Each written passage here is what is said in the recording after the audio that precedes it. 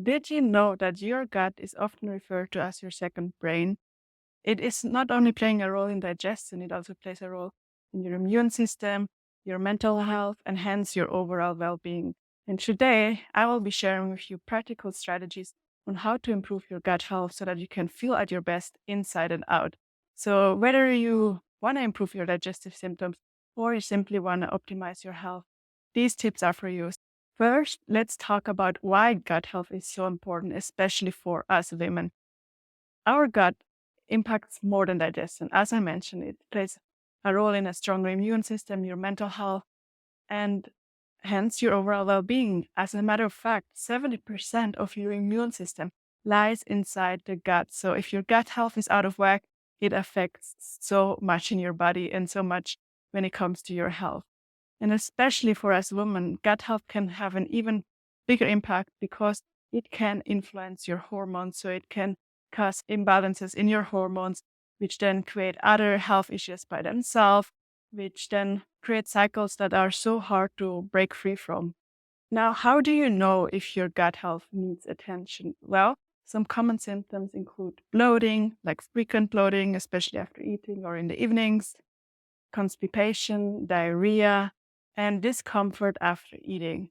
But it is super important to understand that there are more than just those digestive symptoms because, first of all, our immune system is connected to our gut health. But on top of that, our brain and our gut are connected through what is called the gut brain axis.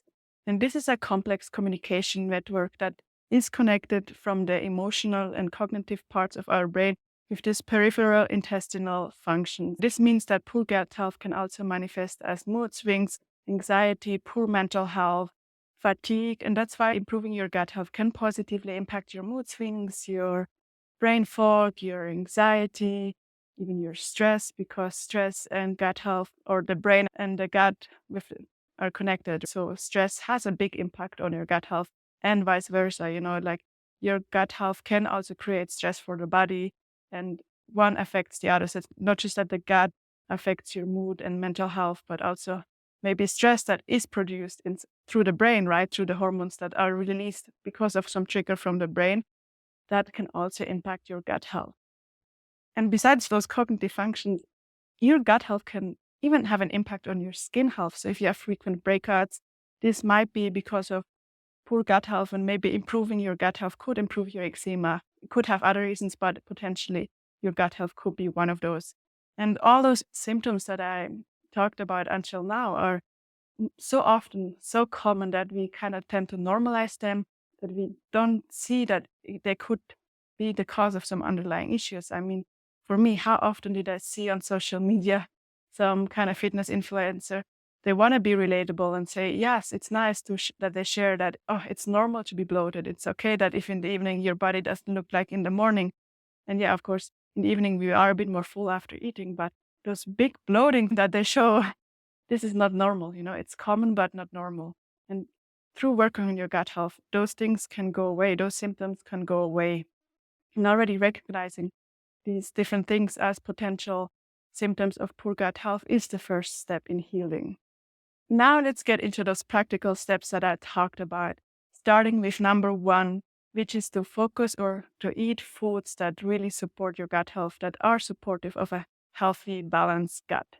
And by this, I mean, first of all, to eat a variety of plant foods. So eat lots of different vegetables, fruits, nuts, seeds, so that you can support a diverse microbiome, so a diverse culture of bacteria, many different bacteria inside your belly, because fact is your gut, what plays a crucial role for your gut health is a healthy and balanced microbiome. And the microbiome is that culture, like this trillions of bacteria that live inside your gut. And we call it a balanced gut microbiome when the good bacteria are there in good amounts, when the bad bacteria don't take over, which then causes those issues, right? Because we always have some amount of good bacteria as well as an amount of bad bacteria. And it's important to keep that balance in our favor. And by eating those variety of different plant foods, we support our gut bacteria and support a diversity of good gut bacteria. Then, of course, you always want to make sure that we eat some good amount of proteins. And here it's important to focus on lean protein and proteins that aren't produced through the aid of antibiotics and other medications, because those can then affect, if we eat meats that have been produced in farms where they give antibiotics to their cattle, it can have bad impact on our gut health again.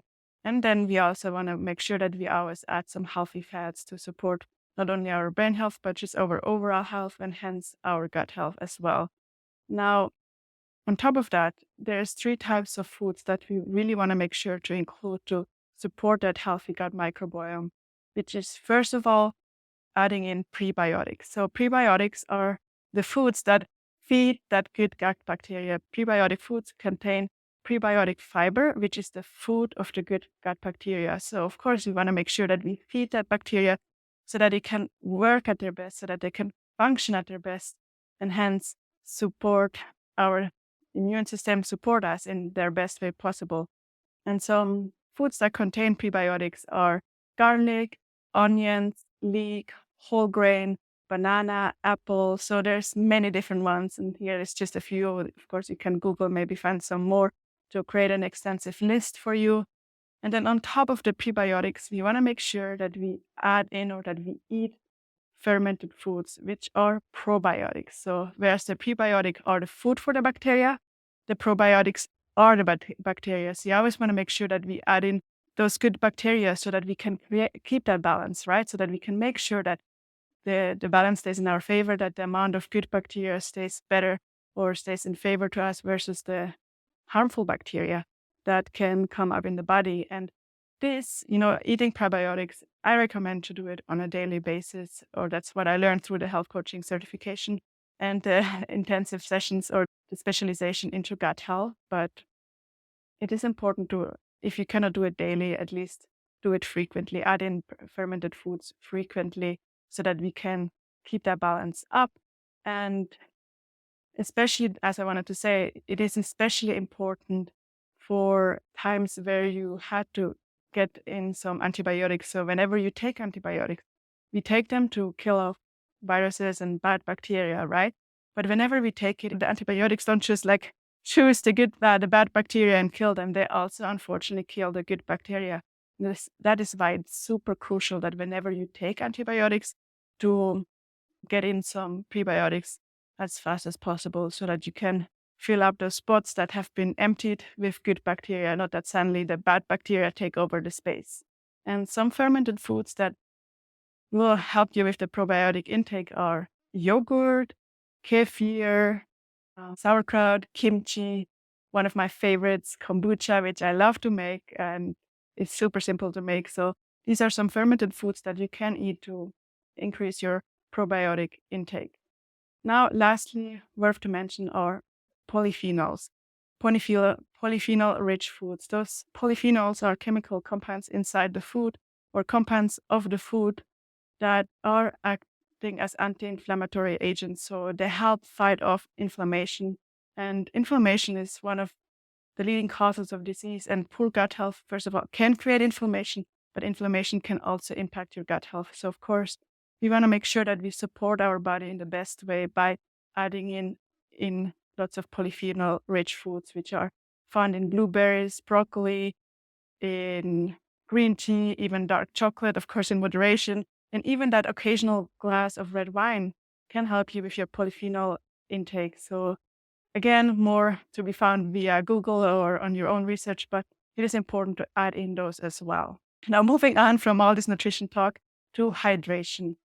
Besides the gut supporting nutrition, it is super important that you make sure that you hydrate yourself, because it's not only beneficial for your mucosal lining of the intestines, but it also helps in the digestion and nutrient absorption. So hydration is super important. I'm pretty sure you heard it often as well, but you kind of maybe sometimes are busy and forget to drink. So make sure to drink plenty of glasses of water.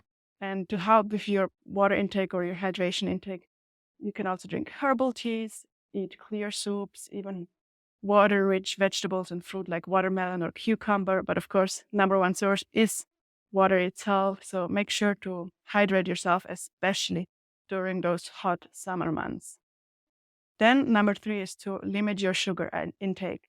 While I don't advocate for cutting out entire food groups and cutting out things completely, it is important to know that a high sugar consumption is, of course, from you hear it probably often, not good for your health, but also on top of that, the sugar, whereas the prebiotics are the food for the good bacteria, sugar is the food for the bad bacteria. So we want to make sure that we don't eat too much sugar to not suddenly promote an overgrowth of harmful bacteria. And that is why it is crucial that you try to limit your intake of sugar so that, we can create a harmonious balance inside the gut and optimize our gut health. And of course, it is fine to sometimes indulge and have some sweet treats. Like I often eat chocolate here and there, but we want to make sure that it stays in moderation. And on that note, also be mindful of sugar alcohols because they may not have sugar in themselves, but they can have, especially for some people, a bad impact on your gut health, especially if they consume in high amounts.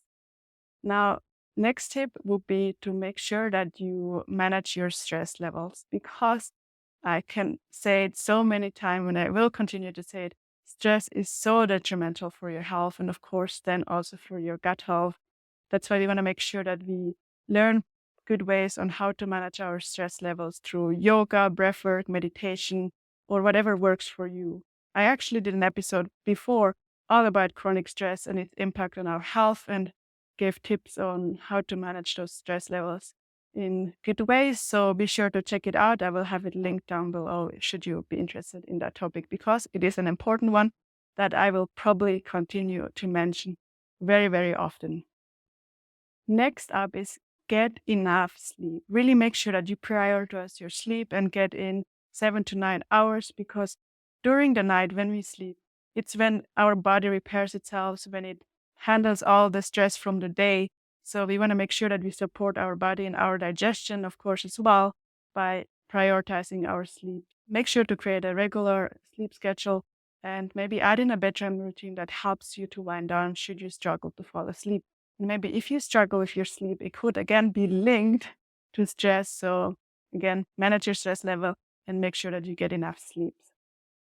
Then another tip I want to share is to try to reduce your exposure to environmental toxins because they can create a big havoc on our gut health and of course then over our overall well-being. And those toxins, those environmental toxins are all around us nowadays. And they get into our body through diet, through pollutants inside the air or water, through the chronic use of NSAIDs or antibiotics. So we want to make sure that we support our gut and our health by reducing those intakes by choosing organic produce over regular produce or produce that has been, filled with chemicals to grow faster or whatever it is. And then we want to maybe install a water filter and we want to try and switch to more natural, more environmental friendly, natural products for house cleaning or home products, whatever it is, right? And I understand, it's easier said than done to completely change those things. But even changing one thing, maybe even just adding a water filter or changing one of your home cleaning products to another can have a big impact. One thing is better than none at all. The last tip I want to share is to make sure that you chew your food thoroughly. Really make sure that you fully chew your food before you swallow. Nowadays, in the hustle of the day, we often just gulp down the food, like not even mindfully eat. So mindful eating is, of course, another one. But what I want to share now is the importance of chewing your food regularly because this helps your digestion. It eases up the digestion and can help you with discomfort after eating. If you always eat super fast, just like, bite a few times and then swallow it instead of chewing thoroughly, this could be why you have discomfort after eating. So we want to make sure that we support our gut by chewing thoroughly. And this also supports our nutrient absorption. The better we chew, the better the nutrients get absorbed. And of course, we want to be healthy and support our health with nutritious vitamins and minerals, and they get better absorbed if we chew thoroughly. Seriously, those tips have helped me so much when it comes to my gut health. I used to struggle with emotional eating, which then led me to eat lots of sugars and overeating all the time, which create big mess inside my gut health and also hormones, which is another topic. And by focusing on those tips that I shared with you today, I was able to improve many of my symptoms. I used to struggle with mood swings, fatigue, sometimes anxiety, bloating all the time, and regular discomfort after eating. And focusing on those strategies has helped me. I hardly experience any of those symptoms. I truly don't. As I said, we kind of think they're normal, but they're not. So there is a life where we don't experience those symptoms. And by following those tips that may seem super simple, seem too basic, we can create a big impact. It's most of the time, especially when it comes to health, it's those basic things that we need to focus on instead of trying to find another powder or magic potion that is supposedly help us lose weight or transform our health. Those most of the time was just marketing talk and the diet industry or the fitness industry trying to sell you something. That is all for today's episode on gut health. Remember, your gut health is the foundation to optimal health, to optimal well-being. If your gut health is out of whack, it affects so much more than just your gut or your digestion. And I really hope that those strategies will help you, and try to, as always, implement them step by step, one by one, so that you can create a sustainable change and don't end up giving up because you're overwhelmed.